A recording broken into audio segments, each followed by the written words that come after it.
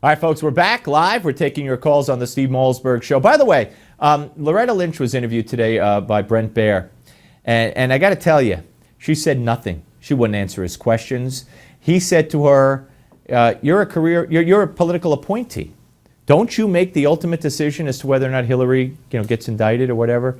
And she just wouldn't even answer that. Here's what's going to happen. He said, what about a timely manner? Don't voters have a right to know about Hillary, whether she's in trouble or not, while they go to the polls? You want to know the plan? You want to know what I think? I think I could, one of two things. Either they come out and say, Hillary did nothing wrong, but there's going to be people around her who did something wrong. So here's what they're going to do. They're going to delay until after the election, hoping Hillary wins. And then once Hillary is sworn in, Hillary pardons herself, Hillary pardons Uma, Hillary pardons Cheryl Mills, who still has her security clearance. That's right. Still has her security clearance, and Loretta Lynch wouldn't comment on that either. That's what's going to happen. They'll delay it, hoping Hillary wins. If Hillary wins, she pardons the whole clan, and then they all get big spots in the administration. You watch. You watch. Back to the phones at 877 Newsmax. Ron is in St. Louis. Hello, Ron. Yes, hello, Steve. Thanks for taking my call. Thank you for calling, sir. Yeah, I watch your show every day, and I enjoy it. Thank you.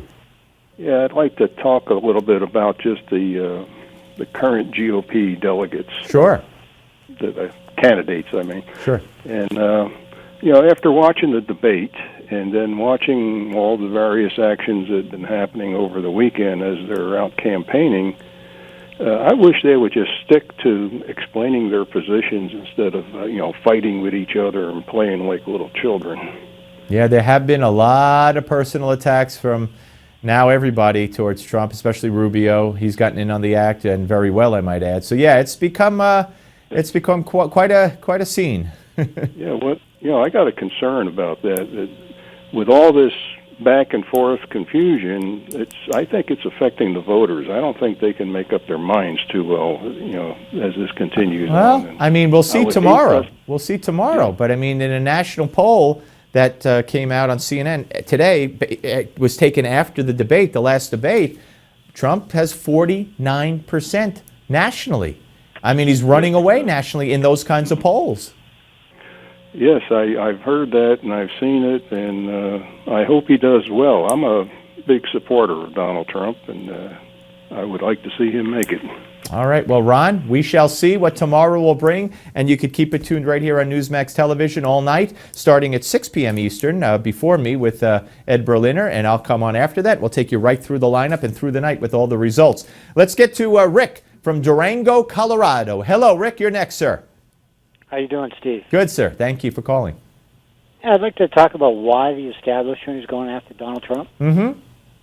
I think it's because they want to go after the voters, but they can't. Because if they do a brokered convention, all these votes go away. And people will be upset. Well, yeah. When you say they want to go after the voters, but they can't, you mean convince the voters? Is that what you're saying? Change their minds? Well, the voters are very angry at him right now. Right. Anything in Congress. Right. So, because we like Donald Trump, they're going after him to get him out.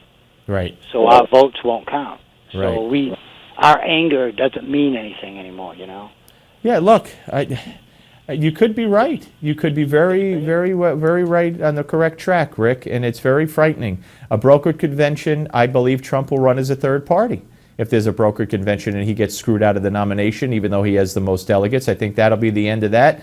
He'll run as a third party, and I don't think there's enough to beat Hillary when you split up two candidates, an establishment candidate and Trump. I don't think there's enough to overcome Hillary. So that's exactly what Hillary would be hoping for. So I just hope, however it happens, it doesn't happen that way. Thank you, Rick. All right, folks, we'll do this again tomorrow. By the way, up next, Deputy Editorial Page Director of the Wall Street Journal, Daniel Henninger, will be here.